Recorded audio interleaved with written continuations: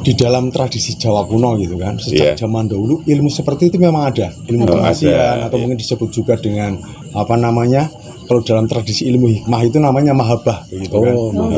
Atau dalam versi ekstrimnya itu namanya pelet gitu, itu ada sejak zaman dulu ada. Entah namanya itu ada namanya gendam sukma atau mungkin gendam asmara. Yang paling populer lagi itu namanya apa? Ajian jaran goyang ada kan gitu kan. Ya, lalu ada namanya pengasihan semar mesem.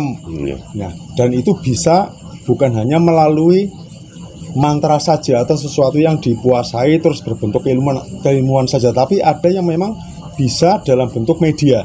Oh, dimasukkan ke barang ya misalnya. Melalui barang atau mungkin dia berbentuk rajah atau wafak atau jimat atau disebut media apapun, itu bisa.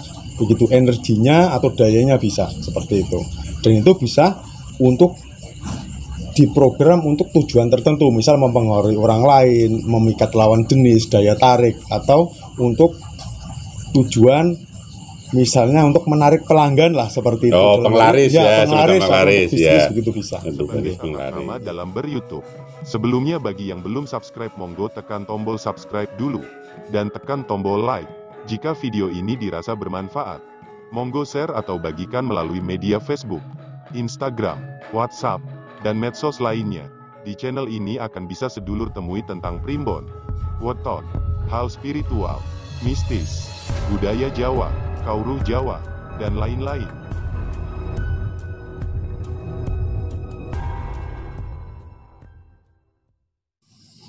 Assalamualaikum warahmatullahi wabarakatuh. Sugeng Rahayu, dulur semua. Kali ini kami kumpul untuk membahas tentang apa itu ilmu pengasihan atau bagaimana mempengaruhi orang lain. Ya, ini kenapa kami tiba-tiba pengen kolab seperti ini.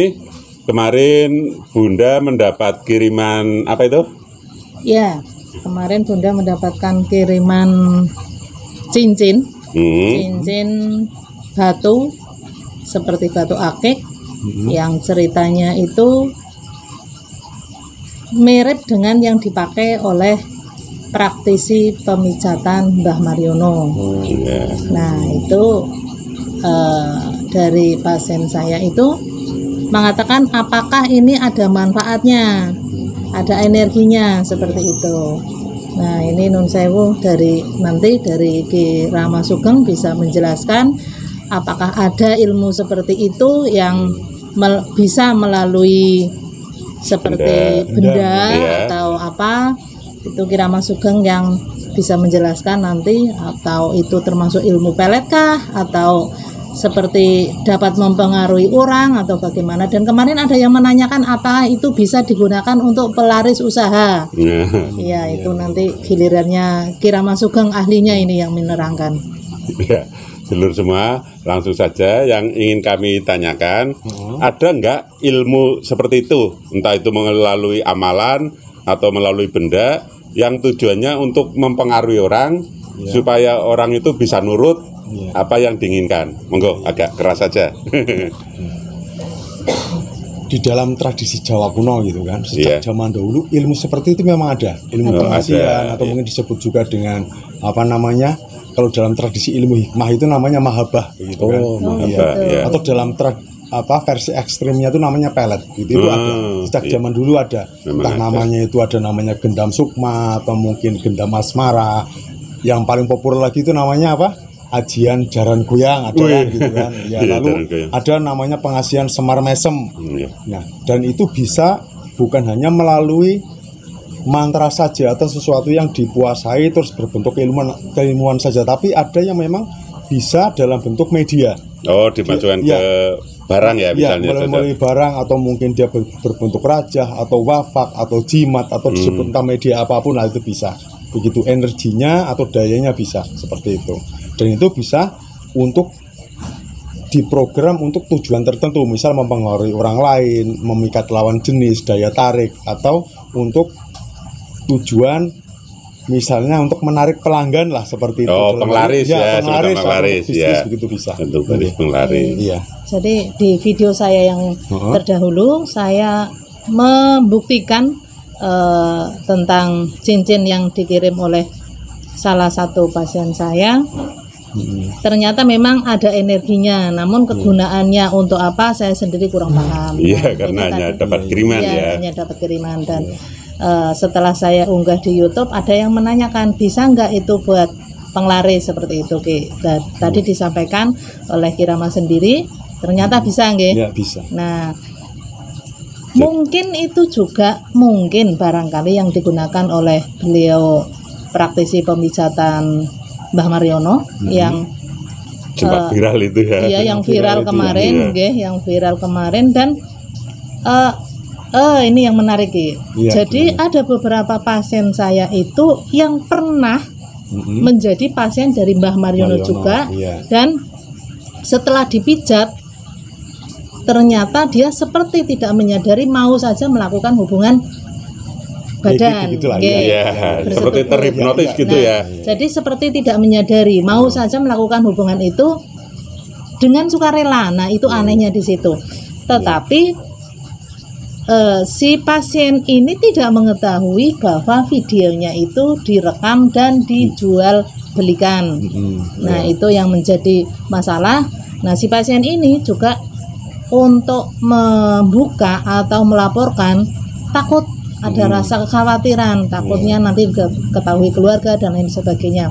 Padahal beliau sendiri sudah membuka dan sudah mengetahui bahwa beliau sendiri sudah disebarkan. Nah, betul, sudah disebarkan. Walaupun ya mohon maaf tidak dengan paksaan, tapi dia tidak mengetahui bahwa itu disebarkan.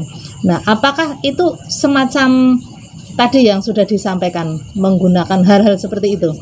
Ya, bisa saja seperti itu, atau karena kondisi, atau bisa juga memang beliau gitu kan, dalam hal ini tanda kutip Mbak Mariono mungkin memiliki daya magnetis tertentu lah, entah itu melalui dulu dia pernah puas atau tidak, bisa disadari, bisa tidak disadari begitu kan. Dan ketika hubungan antara pasien dengan terapis, karena ada kedekatan secara emosional, terus sudah terbiasa gitu kan, bisa saja lah itu terjadi misalnya gitu kan, yang tadinya tidak ada rasa, terus melalui mungkin dengan gerakan, sentuhan, itu nanti akan terjadi koneksi lah begitu kan, begitu. Itu bisa. Iya, saya paham. Jadi mungkin secara logika secara logika ketika dipijat, nanti dipijat pada bagian tertentu yang membuat orang itu terangsang, sehingga ketika terangsang itu kan ada beberapa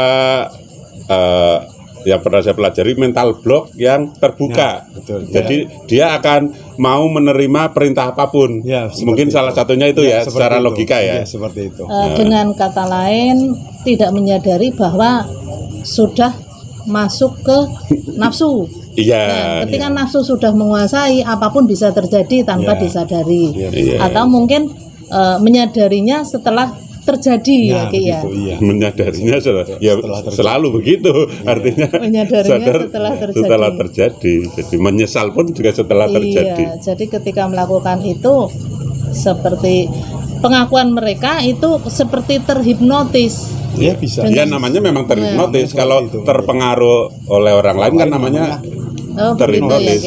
Entah caranya bagaimana dengan mantra, dengan gerakan, dengan sentuhan dan lain sebagainya. Dan itu sangat mudah ketika kondisi antara pasien dengan terapis seperti itu sangat mudah, apalagi misalnya si pasien itu kan manut sekali gitu kan. Pasti manut. Kalau sudah percaya harus sudah percaya, dia harus seperti ini, pasti manut. Dari situ kritikal areanya gitu kan, itu dipengaruhi gitu loh. Iya, kritikal areanya. Begitu bisa mungkin dari sisi magis memang ilmu pengasihan itu ada kriteria itu.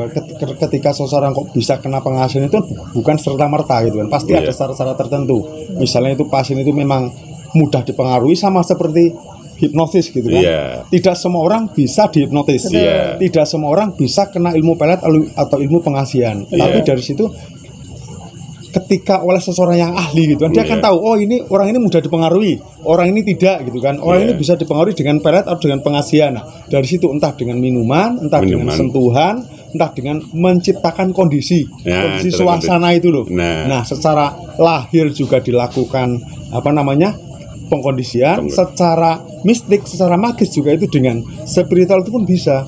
Nah kan saling mendukung gitu kan. Karena ikhtiar batin itu sifatnya memupuk sesuatu yang sudah dilakukan secara lahiriah. Misalnya kita sudah merayu, sudah berkata baik dengan lemah lembut, dengan apalah pengasihan itu masuk, peletnya masuk, dengan sentuhan masuk, dengan hipnotis masuk, kan begitu. Dengan gendam cara Jawanya begitu ya bisa. Gendam, masuk, bisa dipahami. Oke, sebenarnya apapun yang dilakukan orang lain, kita sebenarnya tidak mau urus-urus lah. Iya betul. Selagi itu tidak merugikan kita. Apakah yang dilakukan Mbak Mariono merugikan kita? Secara umum tidak.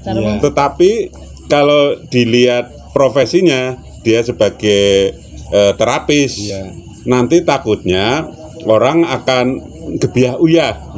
Jangan-jangan nanti kalau kita mencari pengobatan alternatif dengan ke terapis pijat atau terapis yang lain, jangan-jangan diperlakukan seperti itu.